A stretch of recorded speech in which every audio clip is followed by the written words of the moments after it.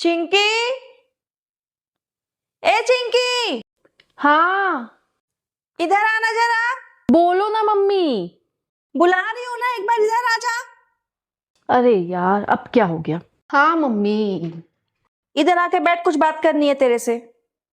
बात? अरे यार अब क्या मम्मी को पता चल गया? ऐसा क्या हो गया? मम्मी मुझसे बात करना चाहती है। कहीं वो मैंने जो रिजल्ट आया मैं मम्मी को बताया नहीं, वो तो नहीं पता चल गया? या फिर जो मैं गई थी वहां पे अपनी फ्रेंड के साथ कैफे में, वो तो नहीं पता चल गया? बैठ जरा। हाँ मम्मी।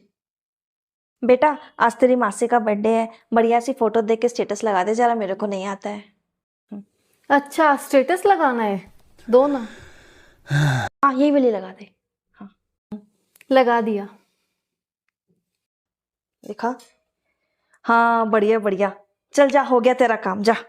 ঝিঙ্কা চিকা ঝিকাঙ্কা মন আমার পাগল হয়ে পদ্ম পাতায় বসে মন আমার